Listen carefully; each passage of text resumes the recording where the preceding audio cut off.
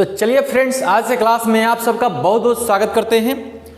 आज के क्लास में एक बात सबसे पहले आप सबको क्लियर कर दूं कि हम लोग आज क्या सीखने वाले हैं, तो ध्यान में रखिएगा। YouTube पे इससे पहले मैं जैसे साइंस का इंट्रोडक्शन बताने आपको जा रहा हूं, जिस प्रकार से बता दूंगा साइंस को लेकर के आपके मन में किसी भी प्रकार का सवाल क्यों ना हो, इंट्रोडक्शन से लेकर के कभी भी वो ख्याल उत्पन्न नहीं हो सकता है। तो चलिए ज्यादा समय न लेते हुए आज के क्लास को स्टार्ट करते हैं। इस क्लास में सबसे पहले हम लोग क्या सीखने वाले हैं उसको संक्षेप में बता दूं मैं। सबसे पहले अगर आपसे मैं पूछता हूं फिजिक्स, केमिस्ट्री, बायोलॉजी अगर ये साइंस है तो ये सोशल साइंस यानी इकोनॉमिक्स हो गया, पॉलिटिकल हो गया, हिस्ट्री हो गया, ये सब क्या है?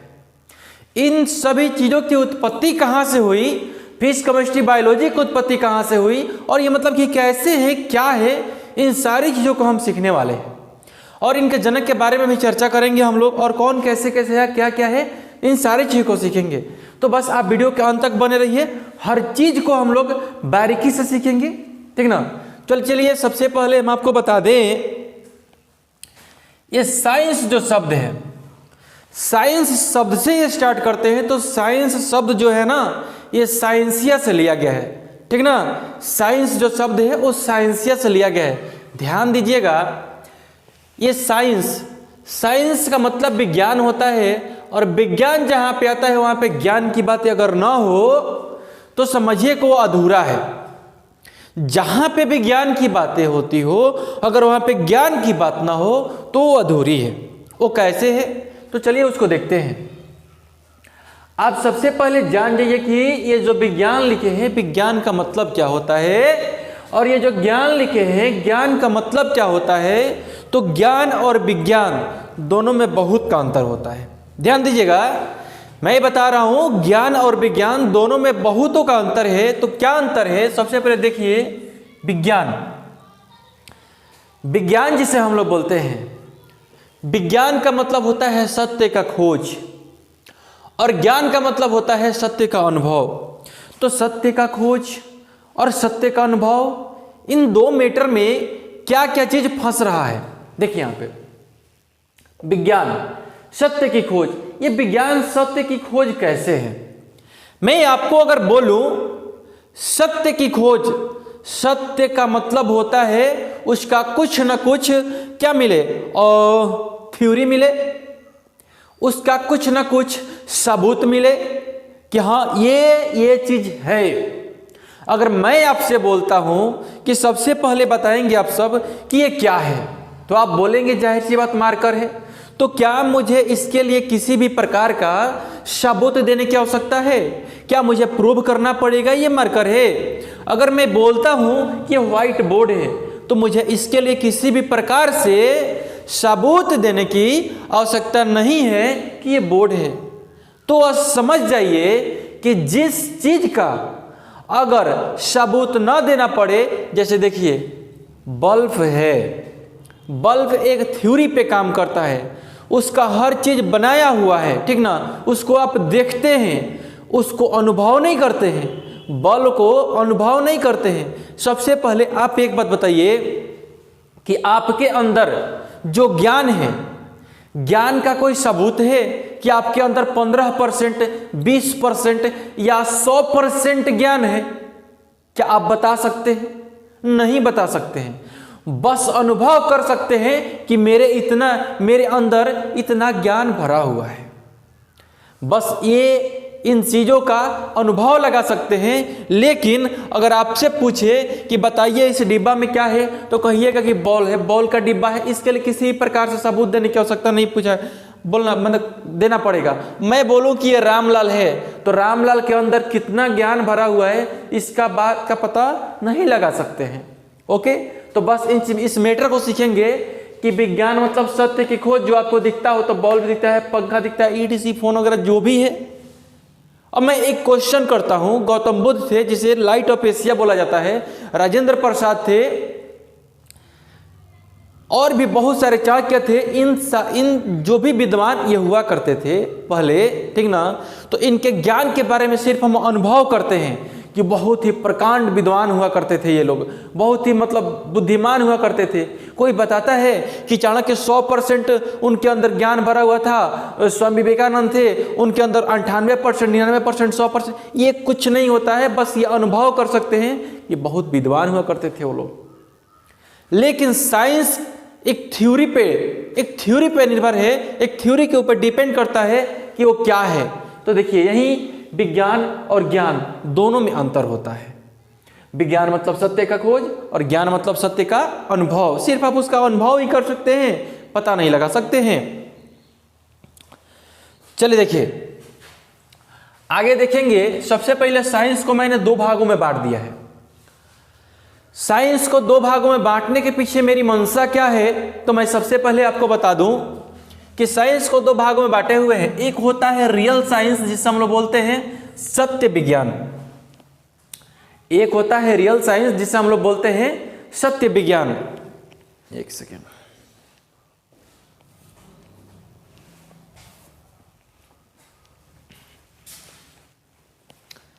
चलिए देखिए, एक होता है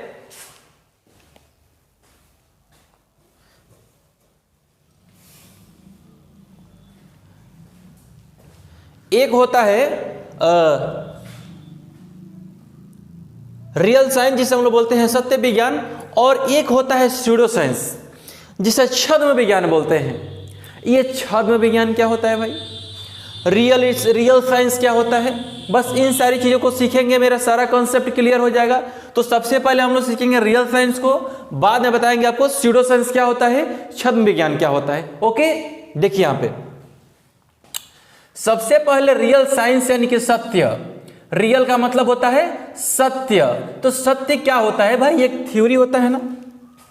जैसे मान लीजिए एक बल्ब बनाना है, एक ट्रांसफार्मर बनाना है, एक कोई न्यूक्लियर बम बनाना है, तो भाई ये जो भी चीज़ बनता है ना एक थ्योरी के ऊपर डिपेंड करता है। एक थ्योरी के हिसाब से ये बनता है कि चलो भाई ये बम बना रहे हैं, एक थ्योरी लिखा हुआ है कि आप चाहो तो ऐसे दूसरा कोई भी उस नोट्स को लेकर के उस थ्योरी को लेकर के बना सकता है। ये मार्कर जैसे बना हुआ है जिस थ्योरी पे दूसरा कोई लेकर के बना सकता है। ये बल्ब है, ये पंखा है, फोन है, ये सब थ्योरी के ऊपर है। ये सत्य है, ये सत्य है, इसीलिए इसे सिद्धांत पे एक थ्योरी पे रखा गया है सब चीज़ों को, जो कि कभी चेंज नहीं हो सकता है। आप एक बात बताइए, हम लोगों के यहाँ जो बल्ब बनता है वो उसी थ्योरी पे बनता है। अगर चीन में बल्ब बनता है उसी थ्योरी पे बनता है, अमेरिका में जो बल्ब बनता है उसी थ्योरी पे बनता है, हम लोग के यहाँ जो फोन बनता है उसी थ्योरी पे। यानी कि ये चीज़ परिवर्तनशील नहीं है, इस चीज़ को नहीं बदल सकते हैं। ओके, तो इसमें है अनचेंजिंग रियलिटी, ये अपरिवर्तनशील विज्ञान है, ये अपरिवर्तनशील विज्ञान है, ये अपरिवर्तनशील सत्य है जो कभी बदल नहीं सकता है। हम लोग के यहाँ देखिए, अब अनचेंजिंग रियलिटी क्या है, इसको भी दो भागों में बांटा गया है। एक हो जाएगा लिविंग साइंस और एक हो जाएगा नॉन लिविंग साइंस। ये कभी बदल नहीं सकता है। ये लिविंग साइंस है और नॉन लिविंग साइंस है, ये कभी नहीं बदल सकता है। कैसे नहीं बदल सकता है, उन सारी चीज़ों को देखेंगे। ये देखिए लिविंग साइंस, तो लिविंग साइंस में भैया क्या होता है, तो लिविंग मतलब जीवित होता है और साइंस का मतलब विज्ञान होता है। अब लिविंग साइंस, तो लिविंग साइंस जो होता है तो यानी कि इसमें जो भी चीज़ आएंगे वो जीवित आएंगे। लिविंग साइंस में जो भी चीज़ आएंगे वो जीवित आएंगे। तो देखिए यहाँ पे लिविंग साइंस में, इस लिविंग साइंस को दो भागों में बांटा गया है बेहतरीन ढंग से समझने के लिए। लिविंग साइंस को दो भागों में बांटा गया है बेहतरीन ढंग से समझने के लिए। वो कैसे, तो देख लीजिए, एक बगल है जूलॉजी, यानी सबसे पहले इसको हम लोग क्या किए हैं, बायोलॉजिकल बनाए हैं, बायोलॉजिकल साइंस यानी जैविकीय साइंस। तो भाई यहाँ पे एक क्वेश्चन आता है उठ करके, ये जैविकीय का मतलब क्या होता है, तो जैव मतलब जीवित होता है, अजैव मतलब मृत होता है। ओके, देखिए यहाँ पे अब ये जैविकीय को मैंने बोला दो भागों में बांटा गया है बेहतरीन ढंग से समझने के लिए। तो एक आता है जूलॉजी, एक आता है जूलॉजी साइंस और एक आता है बोटनी साइंस। तो जूलॉजी क्या होता है और बोटनी क्या होता है? तो ये जूलॉजी जो होता है, जूलॉजी में जंतुओं और जीवों का अध्ययन करते हैं। जूलॉजी साइंस जो होता है, जूलॉजी साइंस के अंतर्गत हम लोग जीवों के बारे में अध्ययन करते हैं, और बोटनी के अंतर्गत वनस्पति विज्ञान के बारे में, यानी कि पेड़ पौधे और औषधि, ये जितना भी चीज होता है इन सारे चीजों के बारे में अगर आपको नॉलेज लेना है तो कोई बोटनी का किताब पढ़िए। अगर आपको जीवों के बारे में अध्ययन करना है तो उसके लिए जंतु विज्ञान को पढ़िए। जैसे जैसे आप हायर क्लास में कंपटीशन का तैयारी कीजिएगा तो इन चीज़ों का जानकारी आपको बेहतरीन ढंग से होगा। बाकी ये जो मैं बता रहा हूँ ये हर क्लास के लिए है, क्योंकि ये साइंस का इंट्रो है कि साइंस की उत्पत्ति कैसे हुई, तो मैं सब आपको बताऊंगा। अभी तो ये स्टार्ट है, बस आगे आगे देखिए होता है क्या। देखिए यहाँ पे वनस्पति में क्या पढ़ेंगे, पेड़ पौधे, इन सारी चीज़ों के बारे में पढ़ते हैं, तो ये चल जाता है बोटनी साइंस में। और जंतु विज्ञान में जीवों के बारे में अध्ययन करते हैं। साथ ही साथ यहाँ से वन लीनियर ऑब्जेक्टिव क्वेश्चन, जो डायरेक्ट क्वेश्चन ये हिट करता है एग्जाम में, कौन सा, कि बताओ भाई ये जो जंतु विज्ञान है, ये जीवित विज्ञान है, इसके जनक कौन है? तो ये अरस्तु होते हैं। जंतु विज्ञान के जनक कौन होता है? अरस्तु होते हैं। अब देखिए वहीं पे बोटनी साइंस के, इसमें पौधों का अध्ययन करते हैं, इनके जनक हो जा रहे हैं थियोफ्रेस्टस। ओके, तो इन दो चीजों के बारे में थोड़ा सा हमको ध्यान में रखना पड़ेगा। 2-4 बेर आप बोलिएगा, ये क्लियर हो जाएगा। ओके, अब यहाँ पे चलते हैं हम लोग नॉन लिविंग थिंग्स में। तो क्या रसायन चलते हैं? क्या रसायन बोलते हैं? क्या ट्रांसफार्मर चलता है? क्या बिजली बोलती है? नहीं, ये सब के सब नॉन लिविंग थिंग से, ये नहीं बोलते हैं, ना ही चलते हैं, ना ही वृद्धि करते हैं, ये सब कुछ नहीं होता है। इसमें किसी भी प्रकार से सजीवों का लक्षण नहीं पाया जाता है। सजीवों का लक्षण होता है वृद्धि करना, श्वसन करना, और भी बहुत सारे उसके लक्षण होते हैं। तो देखिए इसमें ये हो गया आपका फिजिकल साइंस, यानी कि नॉन लिविंग थिंग्स हो जाएगा, यानी मृत विज्ञान हो जाएगा। तो कहने का मतलब ये है, फिजिकल में क्या पढ़ते हैं, ये भौतिकीय विज्ञान हो जाएगा, और इसके अंतर्गत आ जाता है केमिस्ट्री और फिजिक्स, जो कि रसायन विज्ञान और भौतिक विज्ञान हो जाता है। आप रसायन में क्या पढ़ते हैं? रसायन यानी कि केमिस्ट्री, तो केमिस्ट्री किमिया शब्द से आया है, और यह फिजिक्स फ्यूजिया शब्द से आया हुआ है। तो इन चीज़ों के बारे में आपको नॉलेज होना चाहिए सबसे पहले, कि कौन सा शब्द कहाँ से आया हुआ है, तब ना आपको इंट्रो के बारे में बेहतरीन ढंग से जानकारी होगी। तो चलिए देखते हैं इसको। अब ये हो गया आपका रसायन विज्ञान, ये हो गया भौतिक विज्ञान, जिसके अब देखिए इसमें रसायन में हम लोग मैटर के बारे में, यानी कि द्रव्य के बारे में, और बहुत सारे केमिकल्स के बारे में जानकारी लेते हैं। इन्हीं चीज़ों के बारे में हम लोग क्या करते हैं, केमिस्ट्री में पढ़ते हैं, कार्बन के बारे में पढ़ते हैं। इसके अंतर्गत कोई आपसे पूछता है कि बताओ भाई केमिस्ट्री के जनक कौन है, तो लेबोजियर साहब है।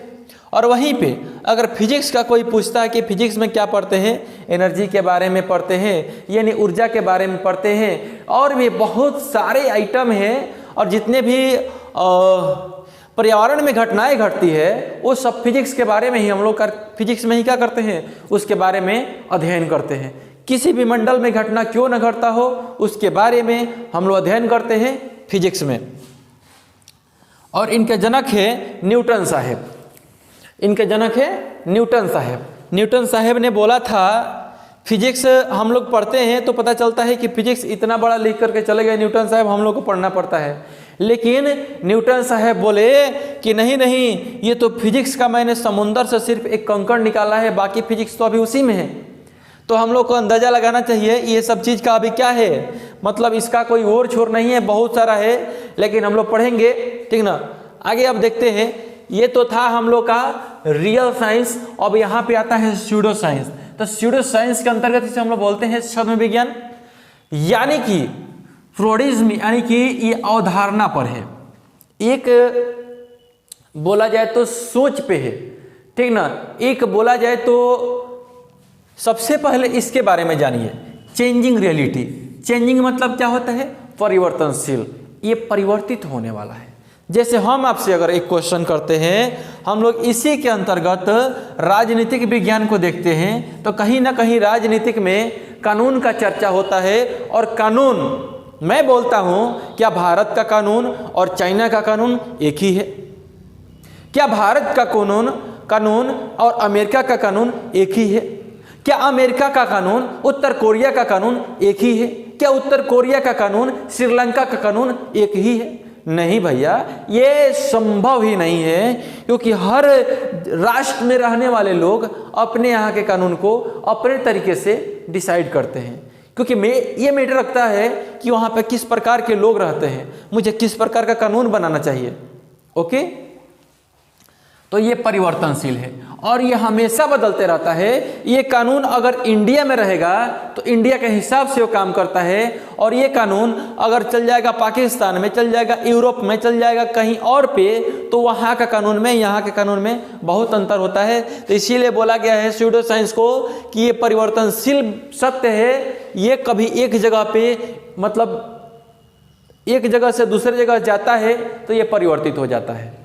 लेकिन ये अगर रियल साइंस से किसी ने बल्ब का निर्माण किया है, तो हम लोग के यहाँ क्या बल्ब जलेगा तो वो अलग थ्योरी पे जलेगा, और अमेरिका में जलेगा तो अलग थ्योरी पे जलेगा। हम लोग के यहाँ जो फ़ोन है वो अलग थ्योरी पे है, और अमेरिका में जो फ़ोन है काम करती है वो अलग थ्योरी पे काम करती है। ये संभव नहीं है, ये सत्य है। इसीलिए हर जगह एक ही थ्योरी पे ये काम करता है, और ये बदल जाने वाला है ये थ्योरी। समझ गया ना। तो जितना भी सोशल साइंस का सब्जेक्ट आता है वो सारा के सारा किस में चला जाता है? स्यूडो साइंस में चला जाता है। ओके, तो आई होप कि ये वीडियो आपको बहुत ही अच्छा लगा होगा।